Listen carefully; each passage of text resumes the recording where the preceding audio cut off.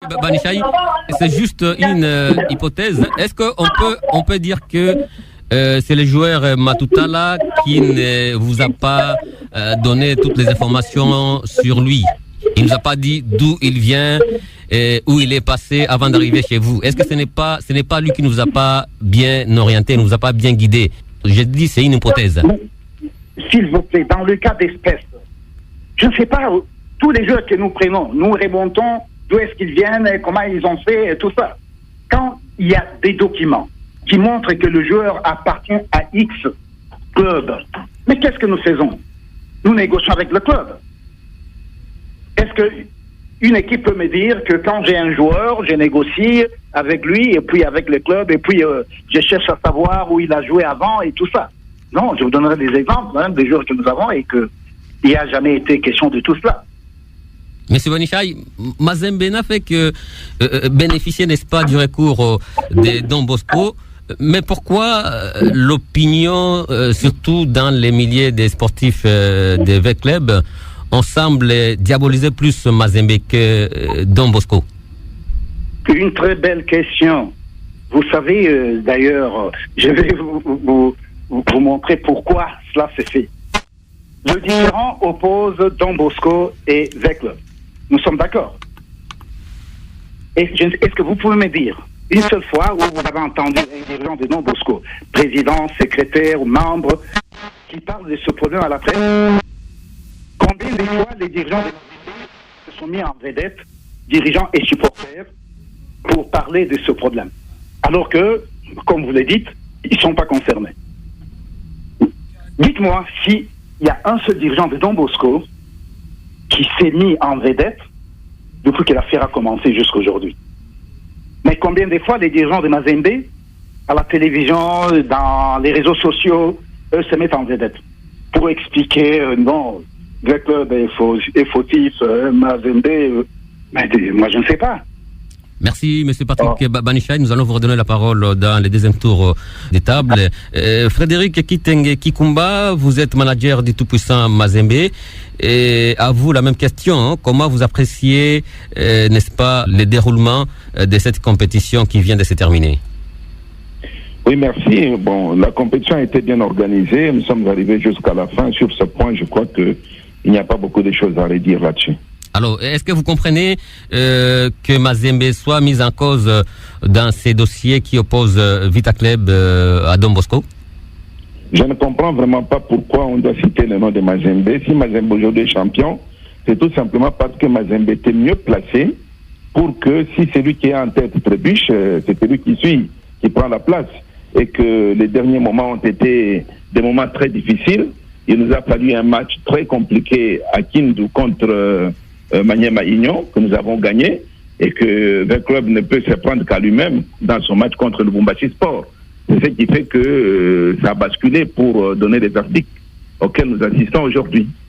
Alors, comment vous expliquez le fait que vous vous êtes mis, n'est-ce pas, à beaucoup parler de ces dossiers-là dans les médias, alors que vous savez que vous n'êtes pas impliqué dans ces dossiers, hein? Vous avez suivi M. Banichai, qui s'étonne du fait que vous qui n'êtes pas impliqué, c'est vous qui êtes dans les médias en train d'affirmer que V-Club est fautif par rapport à ces dossiers. Bien, merci beaucoup pour cette question. D'ailleurs, je commence par ma présence au moment où je vous parle dans votre média. C'est vous qui m'avez contacté, c'est vous qui avez demandé que je participe à votre émission et pas acquis de conscience. J'ai répondu favorablement. En ce qui concerne mon implication, les dirigeants de Mazembe dont on parle, c'est Frédéric Kitenge. En ce qui concerne mon implication, j'ai suivi un match très amical entre Lupopo et V Club. À la fin de ce match, l'entraîneur de V Club, on lui a tendu le micro pour parler du match. Il est sorti du match pour dire je ne comprends pas pourquoi les gens de Mazembe veulent nous prendre des points pendant que nous on a aligné normalement ces joueurs et tout. Il a été le premier à citer Mazembe. Et c'est après avoir entendu l'entraîneur de V Club parler de cela que j'ai fait un tweet. Et le tweet était que si vous achetez une montre volée, vous le faites de bonne foi. Mais cela n'empêche pas la justice de vous poursuivre. Et après ces tweets-là, effectivement, tout le monde, même le secrétaire général de V Club a réagi, on nous traite des receleurs, on nous fait ceci, on nous fait cela. Le deuxième tweet, je l'ai lancé après le match de VEC Club contre le Lubumbashi Sport. Et j'ai encore entendu le président l'entraîneur de VEC Club dire que non, les champions c'est nous, même les joueurs de Mazembe tout entier sait que les champions c'est VEC Club. Je ne peux pas laisser passer ça. Ça, je ne peux pas laisser passer. Et c'est pourquoi j'ai dit, parce que sinon on croira que Mazembe est en train de profiter d'une tricherie quelque part et qu'il n'y a pas de gens pour réagir. Là, on a réagi. Voilà. Alors, il y a eu beaucoup de réactions, n'est-ce pas, qui vont dans le même sens. Hein. Que répondez-vous à toutes ces personnes qui sont convaincues, n'est-ce pas, que Mazembe a soutenu Don Bosco pour faire couler Vita Club? Non, le problème n'est pas là. Ce n'est pas que Mazembe a soutenu Don Bosco. Le cas de Don Bosco est clair comme l'eau des roches. Je crois que nos amis de VEC Club pouvaient reconnaître quand même un fait évident. Tout le monde sait que le joueur a joué à Taïfa, Katoum de Football Academy, sauf les amis de VEC Club. Alors, j'avais dit l'autre jour, VEC Club conteste la licence du joueur au sein de Corbeau Caïfa. C'est de son droit. Mais aujourd'hui, on est devant des évidences extraordinaires. C'est VEC Club qui fabrique une licence pour s'attacher à un joueur. Mais ça, c'est du jamais vu. C'est du jamais vu. Et qu'une équipe comme VEC Club peut engager un joueur dont il ne connaît aucun passé. On ne sait même pas d'où il vient. On ne sait pas où il a joué. On nous a prétendument avancé que le joueur était à l'académie Tchangou, il a joué là-bas. Mais il n'a jamais été enregistré dans cette académie. Et d'ailleurs, vous avez parlé d'une double affiliation, mais la double affiliation tombe. Il n'y a plus de double affiliation. Parce qu'effectivement, la FECOFA a démontré que le joueur n'a jamais été affilié à la Tchangou. Et puis, quand toutes ces polémiques s'intensifient, la question fondamentale, à qui profite le crime?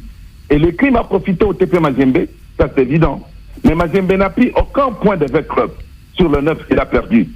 Par contre, c'est Mazembe qui a perdu ces 3 points gagnés contre VEC Club sur le terrain, et c'est VEC Club qui a pris ces 3 points-là dans son escarcelle.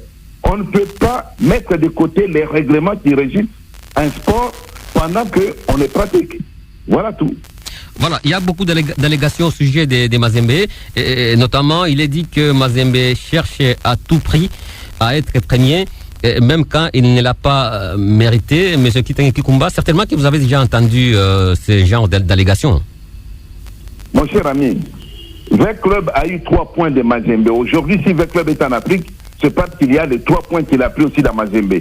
Ça fait partie du règlement. On ne peut pas aujourd'hui dire, écoutez, nous allons inventer nos règles pour jouer au football et on ne suit plus les règlements qui sont là. Il est bien dit que quand vous engagez un joueur qui a une double identité, double date de naissance, deux licences différentes et tout, et que si cela est établi, automatiquement vous perdez les points par forfait tous les matchs que le joueur y a participé. On ne va pas changer aujourd'hui parce que ça va frapper VEC Club. On ne peut pas le faire. La Lina Foot qui a tergiversé pour frapper VEC Club a frappé une équipe de 2e division, je crois que c'est Kunga contre Even. Et sur le même cas, ils n'ont pas tergiversé. Ils ont remonté de 45 jours, ils ont frappé l'équipe. Donc on ne peut pas aujourd'hui dire parce que ça concerne telle équipe, on applique tous les règlements. Alors ce serait la fin du monde. Vous avez suivi M. Banichai qui estime que cette double filiation n'est pas établie. Non, ça me fait rire. Je ne sais même pas pourquoi vous faites souffrir mon frère Banichai là-dessus. Effectivement, il est établi que... D'abord, je fais une parenthèse sur la licence de Corbeau Caïfa dont M. Banichai fait allusion en disant que, voilà, c'est un joueur mineur, on ne peut pas lui donner une licence de senior. Il a raison. Mais le problème, c'est qu'il faut tout simplement traverser la rue, aller à la FECOFA et trouver pourquoi ce joueur a disposé d'une licence senior pendant qu'il était mineur. Et d'ailleurs, est-ce une révélation si je vous dis que vous allez trouver beaucoup de nos joueurs dans les clubs, à un moment donné, la FECOFA était à court de licences, il y a des joueurs de football masculins qui ont des licences de football féminin. C'est un truc à chercher. Là n'est pas le problème, mais changer le nom du joueur, changer sa date de naissance, changer son passeport ordinaire, changer sa licence et fabriquer, parce que je crois que vous êtes au courant des dernières mesures sorties. Et on lui a fabriqué une licence. Il n'a jamais été dans cette équipe de l'Académie Tchangou. Il n'a jamais joué.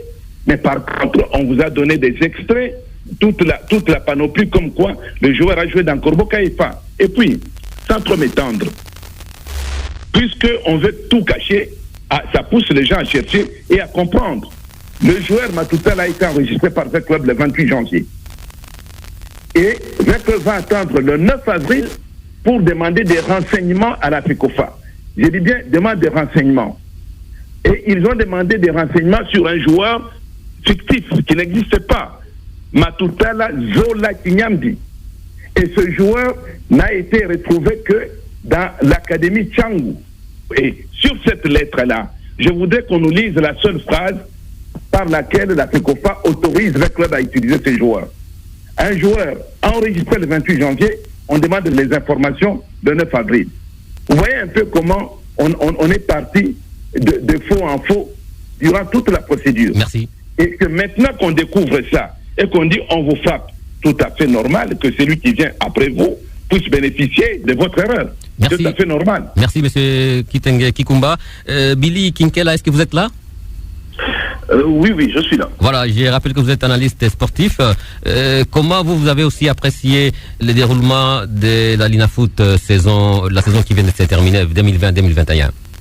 Merci beaucoup. C'est une très belle saison, moi je le dirais ainsi, parce qu'on a rarement vu les équipes qui, notamment celles qui venaient de découvrir le championnat, la Ligue 1, qui pouvaient poser problème à des équipes comme le tout-puissant Mazembe. Je parlerai de Blessing, vous vous souviendrez de la première journée, des équipes comme le Mbashi Sport, des équipes comme JSK qui ont laissé également une bonne impression. Donc contrairement à ce qu'on pouvait vivre dans les années antérieures, les saisons antérieures, on a quand même vu une saison équilibrée.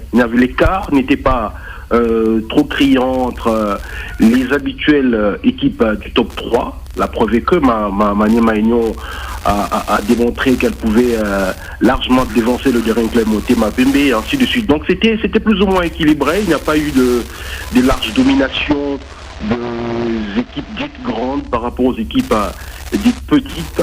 Il n'y a pas eu assez de cas d'erreurs d'arbitrage sur le plan administratif également. C'est une saison, moi je dirais, contrairement à ce que l'on craignait, parce que c'est une saison après Covid, contrairement à ce que l'on craignait, c'est une saison, pour moi, je dirais, sur le plan technique, qui a atténué ses promesses. Aujourd'hui, on parle de V-Club, par exemple, qui aurait dû normalement finir premier de ce classement. On voit comment V-Club a commencé et comment il a pris l'allure jusqu'à finir avec 74 points. Malheureusement, aujourd'hui, on est censé de revenir également sur ces points qui ont été justement retranchés. Et donc, de manière générale, pour moi, j'ai dit, ce sont, sur le plan technique, les équipes qui étaient techniquement plus aguerries ont démontré leur niveau. Ce qui fait que, pour moi, c'est une belle édition, une très belle édition. J'espère que voilà, cette dynamique va se poursuivre à la saison qui va commencer. Oui, Billy Kinkela, revenons maintenant sur ces dossiers Vita Club Don Bosco. Comment vous analysez la plainte de Vita Club qui s'est dit victime de l'injustice de la part de la FECOFA? Non, je ne pense pas. Je crois que V-Club ne devrait pas se plaindre de ses propres turpitudes. Passez-moi le terme, parce que ce n'est pas une première que V-Club connaisse des situations comme ça. Monsieur Kitenge a fini sa première intervention par quelque chose d'assez important. Regardez le moment où V-Club enrôle le joueur et les moments où V-Club va chercher des renseignements sur le joueur. Ça voulait tout dire. Ça voulait tout dire. Donc moi je crois que sur le plan administratif, j'ai toujours félicité l'expertise de M. Banishaï, mais là vraiment on devrait reconnaître et aider le V-Clubien à